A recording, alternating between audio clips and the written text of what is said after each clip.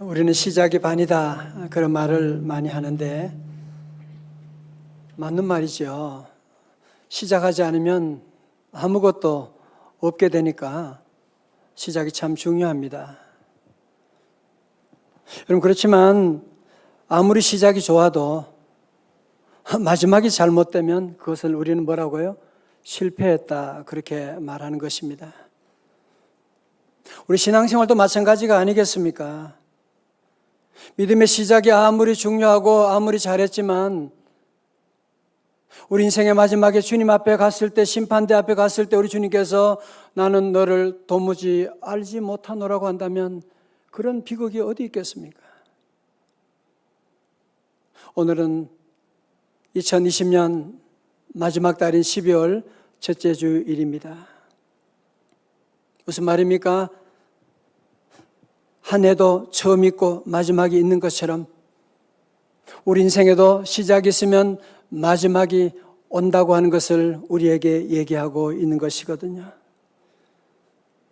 그런데 우리는 정말 인생의 마지막을 의식하고 준비하며 살아가고 있습니까? 아이폰을 만든 애플사의 CEO였던 스티브 잡스는 스탠퍼드 대학 졸업 연설에서 자신이 17살 때에 읽었던 한 문장으로 말미암아 자신의 인생이 바뀌었노라고 하면서 자기 인생의 전환점을 이룬 그 한 경구를 소개하는데요. 하루하루를 인생의 마지막 날처럼 산다면 언젠가는 바른 길에 서 있을 것이다. 스티브 잡스는 이 글을 본 다음에 이것을 마음에 새기고 50살이 되기까지 33년 동안을 그는 아침에 일어나 거울을 보면서 오늘이 내 인생의 마지막 날이라면 지금 하려는 일을 할 것인가 라고 질문해보고 그렇지 않다면 다른 것을 해야 되겠다고 생각하고 이것을 늘 물어보고 살아왔다고 하지 않습니까? 오늘 사도 바울이 바로 그 얘기하고 있는 거예요. 만물의 마지막이 가까이 왔다. 우리 인생의 마지막이 가까이 왔다. 역사의 마지막이 가까이 왔다. 자, 볼까요? 우리 7절 말씀, 우리 다 같이, 오늘 요절 말씀이에요. 다 같이 크게 시작. 만물의 마지막이 가까이 왔으니 그러므로 너희는 정신을 차리고 근신하여 기도하라. 아멘. 만물의 마지막이 가까이 왔으니 우리가 인생의 마지막이 언제인지는 알 수가 없지만 가까이 왔다고 하는 하나님의 심판대 앞에 설 날이 점점 가까이 오고 있다고 하는 것을 우리에게 말씀하고 있거든요. 오늘 사도 바울이 볼 때 지금 초대교인들이 가지고 있는 신앙의 문제가 무엇이냐 하면 마지막 날을 의식하지 못하며 살고 있다고 하는 점을 얘기합니다. 진리를 모르는 것도 아니고 해야 할 일을 모르는 것도 아니지만 저들 안에 아직도 이 마지막이라고 하는 의식이 없기 때문에 사도 바울은 오늘 본문의 말씀 가운데서 만물의 마지막이 가까이 왔다라고 하는 것을 먼저 저들에게 강조하고 있는 것이거든요. 사실 오늘 저와 여러분도 마지막에 대한 장례식 다녀오지만 그거 나와는 상관이 없는 것이고 마지막에 대한 의식이 우리 안에 없기 때문에 정말 중요한 것들을 자꾸 뒤로 미루는 그런 우리의 삶을 살아갈 때가 얼마나 많습니까? 사랑하는 성도 여러분, 한 해 마지막에 12월 참 중요합니다. 왜 그래요? 여러분 12월을 잘 살아야 2021년 1월이 열리게 되는 것이지. 무슨 갑자기 새로운 달력 달아 걸면 무슨 새로운 날이 새로운 축복이 오게 됩니까? 저는 그래서 오늘 우리 하나님 주시는 이 귀한 말씀, 코로나 12월 여러분이 잘 통과하는 이 귀한 세 가지 열쇠와 같은 이 말씀을 다 마음에 새기고 큰 은혜의 시간, 큰 축복의 시간 되시기를 주님의 이름으로 축원합니다. 자, 7절의 말씀 다시 한번 읽어요. 다 같이 시작. 만물의 마지막이 가까이 왔으니 그러므로 너희는 정신을 차리고 근신하여 기도하라. 아멘. 네, 크게 읽어줘서 감사해요. 여러분, 코로나 12월을 통과하는 첫 번째 지혜는 무엇이냐? 기도하라입니다. 기도하라는 말은 우리가 자주 듣는 말씀이잖아. 그런데 오늘 베드로는 여기서 기도의 방법론을 제시하고 있어요. 그게 뭡니까? 첫 번째로 정신을 차리고. 정신 차리고를 원어로 보면 소프로네오인데 쓸데없는 일에 마음 빼앗기지 말고 맑은 정신으로, 그런 뜻으로 영어에서는 be clear minded라고 되어 있어요. 두 번째로 기도를 어떻게 하느냐? 근신하여 기도하라. 마음을 가다듬고 기도하라. 영어로는 self-controlled라고 그렇게 말하고 있어요. 정리하면 기도하는데 쓸데없는 일에 마음 뺏기지 말고, 지금 마지막 때가 다가왔는데 지금 마귀 사탄의 장난에 넘어지지 말고 자신을 절제하면서 기도에 집중하라고 하는 말씀이거든요. 성도 여러분, 사도 베드로가 만물이 마지막이 가까운 이때에 왜 이 말씀을 하고 있는 겁니까? 그냥 기도하라고 하면 되지 왜 이렇게 얘기하는 겁니까? 그 당시에도 성도들 가운데 기도하는 성도, 기도하는 교회 많았죠. 그런데 이 많은 사람들이 기도 안 하는 것은 아닌데 자꾸 기도하면서도 정신을 못 차리고 기도하고 있는, 기도하면서도 자기 욕심, 자기 생각에 빠져서 지멋대로 기도하고 있는 사람들이 많더라는 얘기거든요. 저는 원래 초에 코로나가 시작될 때, 여러분 신천지 사건 기억나시죠? 그때 전 너무너무 가슴 아프고 속상했던 일이 있어요. 신천지는 여러분이 아시는 것처럼 그 신천지는 신천지 예수교 증거 장막 성전 그렇게. 그런데 모든 매스컴들이 전부 다 교회 그러잖아. 목사 그런 소리 하고요. 그게 무슨 교회입니까? 사교 집단이지. 그래서 임한 일을 교주라고 하지 않습니까, 지금? 그런데 계속 교회 그러니까 비신자들의 생각에는 교회에는 가면 안 되는 기피 집단처럼 의식화되어 버리게 된. 여러분 아시는 것처럼 신천지에도 성경 공부가 있고 예배가 있고 기도가 있거든요. 기도가 없는 게 아니에요. 오늘 사도 베드로는 그 얘기하는 거예요. 그런 정신 나간 기도하지 말라는 거예요. 오늘 저 여러분도 기도 생활할 때에도 자칫하면 기도하면서 시험 들어요. 기도하면서 잘못된 길로 갈 수가 있어요. 그래서 오늘 말씀 가운데 정신을 차리고 근신하며, 자칫하면 여러분 기도하는 사람들 가운데도 보면 잘못된 이단으로 갈 수도 있고 타락하게 될 수도 있는 일이 얼마나 많은지 모릅니다. 여러분 그러므로 우리 모두에게 이 말씀은 참으로 경고의 말씀. 우리 성도들은 정말 기도 잘하는 우리 교회잖아요. 그런 가운데도 오늘 말씀을 여러분 마음에 새기고 늘 정신을 차리고 근신하여 기도를 다시 해야 됩니다. 여러분 사실 오늘 본문의 말씀은 사실은 사도 베드로가 그냥 하는 말이 아니라 자기 경험에서 나온 말씀이잖아요.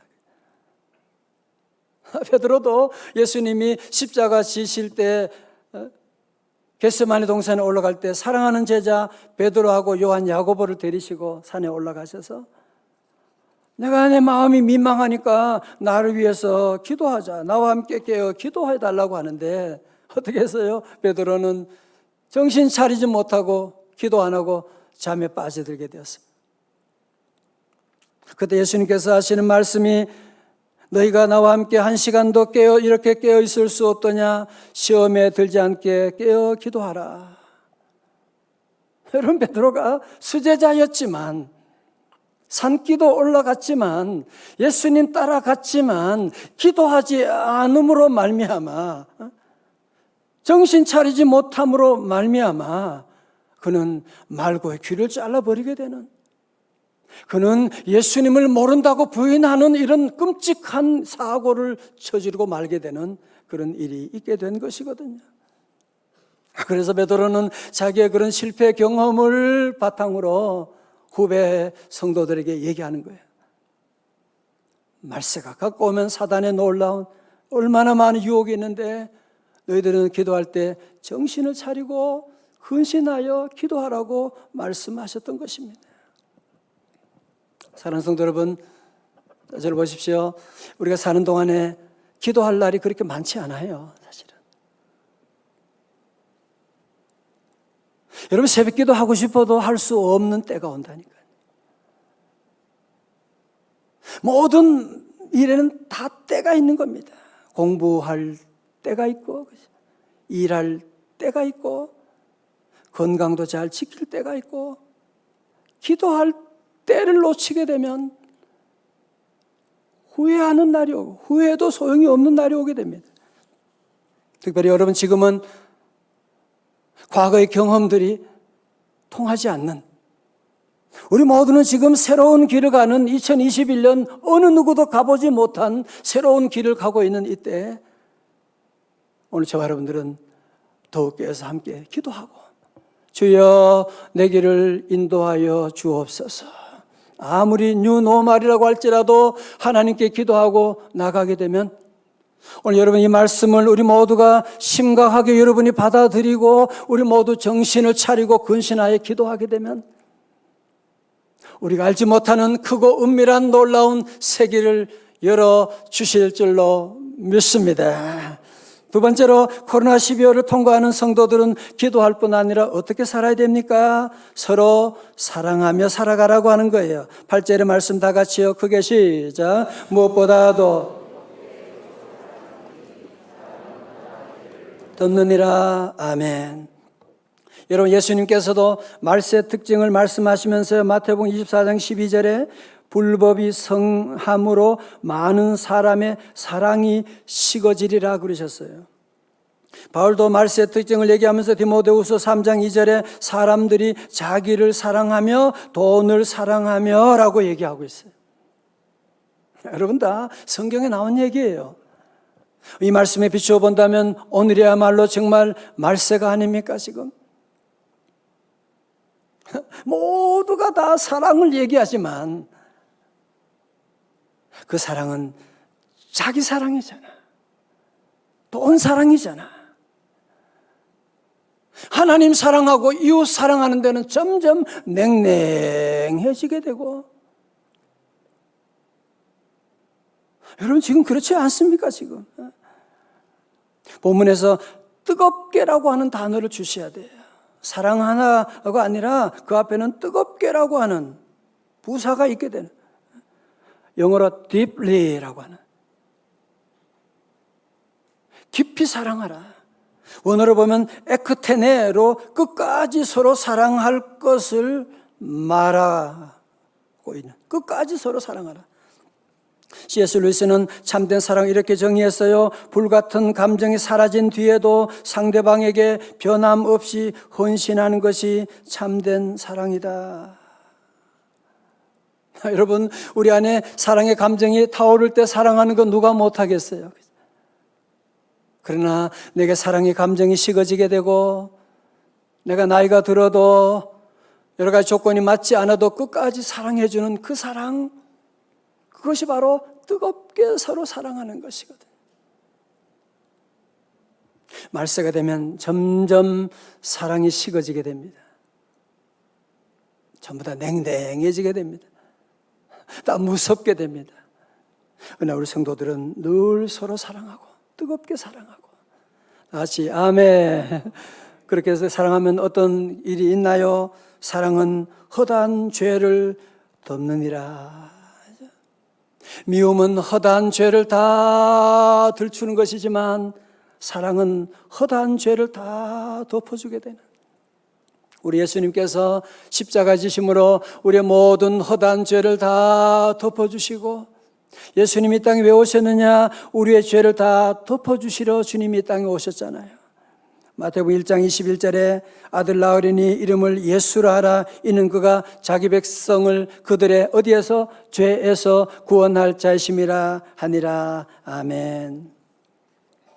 자, 저를 보세요. 제가 지난번에 팔이 오른쪽 아플 때 왼손으로 보여드렸는데, 오늘 제가 오른손으로 보여드리겠습니다. 자, 저를 다 봤다 못 봤다 하지 마시고. 자, 손가락 모두 몇 개요? 몇 개요? 4개지요. 그죠? 잘 보세요. 집에서도 잘 봐요. 4개. 정말 4개인가요? 몇 개예요? 5개잖아요. 그죠? 여러분, 사람마다 아픈 구석이 있거든요. 사람마다 부끄러운 게 있거든요. 사람마다 말 못하는 그런 아픔이 다 있거든요. 그런데 사랑은 뭐라고요? 허다한 죄를 덮느니라. 이게 교회가 할 일이에요. 자, 여러분도 한번 같이 하겠어요. 다 옳은 사람 들어봐요. 이렇게. 예, 여기 1, 2, 3, 4, 사랑이. 다 같이. 사랑은 허다한 죄를 덮느니라. 다시 아멘. 자, 그러면 사랑을 구체적으로 어떻게 하느냐? 9절의 말씀 보니까요, 서로 대접하기를 원망 없이 하고. 사랑은 동사입니다. 사랑은 말로만 사랑한다가 아니라 사랑은 대접하는 것이 사랑이라는 거예요. 그런데 우리가 사랑하고 대접하는데 문제가 어디 있느냐 하면, 대접을 하지만 우리는 뭔가 반대급부를 기대하지 않습니까? 반대급부가 돌아오지 않게 되면 우리 마음속에 섭섭한 마음이 생기는 거예요. 원망하는 마음이 생기는 거예요. 우리가 늘 뭔가 하면 반대급부를 기대하니까 우리 사회에서는 김영란법이라고 하는 것을 제정해가지고 그런 것을 차단하려고 이렇게 하고 있습니다만은, 여러분, 사실 우리 안에도 이런 대접하면서도 원망 없이 해야 되는데, 여러분, 대접하지만 그러면서 내가 원망하면 그 대접은 차라리 안 한만도 못하게 돼버리거든요. 그래서 오늘 성경은, 오늘 베드로는 우리에게 말씀하면서 마지막 때에 우리 성도들 서로 대접하는데 뭐 없이 하라고요? 원망 없이 하라는 거예요. 반대급부 너무 기대하지 말라는 거예요. 그 모든 반대급부 복은 하나님이 다 아시고 하나님 허락해 주시거든요. 성도 여러분, 저를 보세요. 코로나19로 말미암아 지금 벌써 거리두기, 이게 벌써 10개월이 지금 지나가게 돼요. 사회적인 거리두기 하면서 예배 제한이 있다 보니까 많은 분들이 우리 아까 나온 것처럼 예수님과 거리두기 3단계가 점점 들어가게 돼요. 거리두기 하라고 하면서 가족들마저도 점점 볼 수가 없는, 가족들도 볼 수도 없고 점점 거리 두라고 하는, 함께 식사도 못하게 되고, 이런 아픔 가운데 지금 우울증이 전염병처럼 병처럼 퍼지고 있는 것 여러분 보이지 않습니까? 그러므로 우리 성도들은 이 마지막 때에 여러분이 절대로 포기하지 말아야 될 한 가지가 있습니다. 그것은 바로 뜨겁게 서로 사랑하는 것입니다. 이 사랑하는 것은 우리가 양보하면 안 돼요. 우리 교회, 저는 늘 감동을 많이 받아요. 권사님들 보면 그 아픈 분을 위해서 반찬 만들고 김치 만들어가지고 서로 전해주고, 너무너무 아름다운 그런 교제가 있는, 그게 교회죠. 그럼요. 여러분, 몇몇 통계기관에 의하면 죽음을 앞둔 사람들이 죽기 전에 제일 많이 후회하는 것 1위가 뭔지 아시죠? 더 많이 사랑하지 못했던 것 때문에 다 마지막에 눈물 흘리고,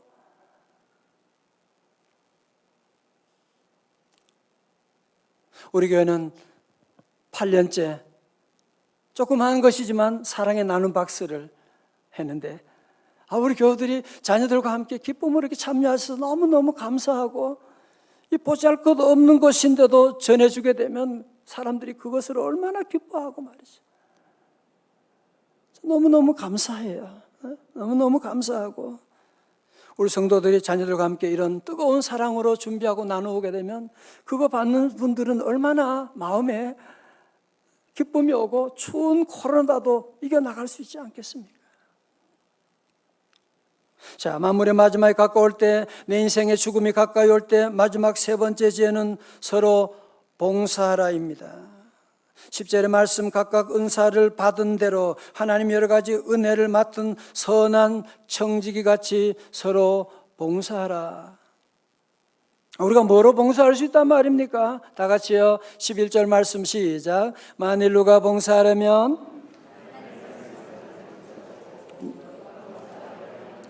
공급하시는 힘으로 하는 것 같이 하라. 이는 범사에 예수 그리스도로 말미암아 하나님이 영광을 받으시게 하려 함이니 그에게 영광과 권능이 세세 무궁하도록 있느니라. 아멘. 지난 주간에 어떤 분이요, 천년 비누라고 비누 2개 들은 거 한 과그로 해가지고 600통을 제게 보냈어요. 그러면서 일산 지역에 어려운 교회 목사님들 좀 나누시라고 그래요. 너무너무 감사하고 감동이고, 제가 그것을 나누어 주는데 저는 전혀 부담이 없지요, 그죠? 전혀 아까울 것도 없지요, 그죠? 왜? 내 것 주는 거 아닌데 무슨 내 이름 드러낼 것도 없는 것이고, 저는 그냥 심부름 배달 택배 아저씨로 심부름만 하게 되는 거예요. 여러분, 오늘 그 얘기하는 거예요. 지금 우리가 이 땅에 사는 동안 여러분이 섬기고 사랑하고 나누어 줄 때 절대로 내 것으로 한다라고 하는 생각을 하면 안 돼. 그러면 누구 이름이 드러나게 되겠어요? 내 이름이 드러나는 거지. 여러분, 본문 말씀 잘 보세요. 서로 봉사할 때 핵심이 뭐냐? 각각 은사, 선물을 받은 대로. 11절에서도 하나님이 공급하시는 힘으로 하라고 말씀하. 내 힘으로 하지 말라는 거예요. 그래서 힘든 거야. 그래서 하나님이 공급하시는 힘으로 하라고 말씀하. 어떤 집에 치아가 삐뚤삐뚤해가, 치아가 좀 못생겨서 친구한테 놀림 받는 아이가 집에 와서 엄마한테, 엄마, 이 치아 이빨 교정해줘. 애들이 자꾸 놀리잖아. 막 그냥 그러니까 엄마가 너무 비싸서 다음에 해줄게. 그러니까 얘가, 다 이거 엄마 때문이야. 엄마가 이렇게 낳았잖아. 그러니까 엄마가 말합니다. 아니야. 내가 너 낳을 때 너는 치아가 하나도 없었다니까. 태어날 때 하나도 없는. 여러분 성도, 우리 성도 모두가 이 땅에 태어날 때 여러분이 빈손으로 다 오셨잖아. 치아도 하나도 없었잖아 말이죠. 여러분 시간도 재물도 여러분이 가지고 있는 재능도 한번 좀 생각해 보세요. 다 하나님의 은혜로 우리에게 선물로 주신 것들인데, 여러분이 잘난 그것도 하나님이 주신 것이잖아요. 그죠? 늘 하나님이 내게 주신 이 선물이라고 하는 것을 우리가 기억하고 마지막 때에 여러분이 이거를 잘 사용하고 주님께 가야 되지.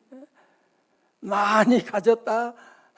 주님 앞에 가서 제일로 부끄러운 사람이 바로 그런 사람이에요. 오늘 특별히 이 말씀 가운데 선한 청지기처럼 그러잖아요. 그죠? 청지기라고 하는 것은 원어로 보면 주인이 밥 먹는데 옆에서 시중 드는 걸 말하는 거예요. 우리 성도들도 늘 섬기고 나갈 때 내 것인 것처럼 큰 소리 치지 말고, 또 내게 아무것도 없는 것처럼 여러분이 비굴할 필요도 없는 것이고, 우리는 늘 하나님이 주시는, 하나님이 공급해 주시는 그 선물 가지고, 그 은사 가지고, 그 능력 가지고, 그 돈 가지고 우리가 섬겨 나가게 되면 누가 영광 받아요? 하나님이 영광 받으시게 되고, 하나님의 놀라운 영광이 우리 모두에게 임하게 될 줄로 믿습니다. 지난 9월 30일에 국내 최고령 94세 현역 의사로 활동한 한 원주 매그너스 요양병원 내과 과장이 별세했다는 소식을 신문으로 보았는데요.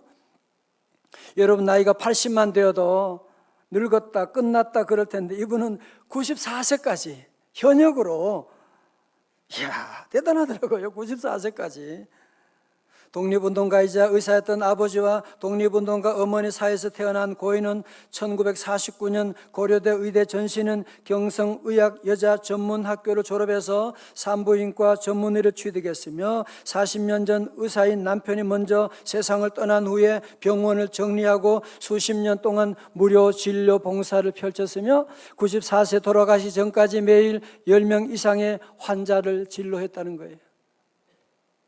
저는 이 뉴스 보면서 목사로서 이분의 종교가 무엇일까? 보니까요, 이분은 1909년부터 2019년까지 6대째 크리스천이고 집안에 믿지 않은 사람이 한 명도 없는, 이분이 하는 말이, 전 어려서부터 크리스천 아버지가 환자를 돌보는 모습을 봤기 때문에 그대로 해요. 이야기 들어주고 공감해주고 사랑해주죠. 그분들 마음속으로 들어가는 거죠. 사실 공감만 해줘도 아픈 게 나을 수가 있거든요. 여러분, 이것이 바로 선한 청지기로 봉사하는 것이잖아요. 그죠? 이분이 우리나라 국내 최고령 현역 의사라는 이름으로 각종 TV 프로그램에 나와서 하는 지론은 사랑으로 어떤 병도 고칠 수 있다. 뜨겁게 사랑하게 되면 허다한 죄를 덮는다, 그 말씀이잖아요. 그죠?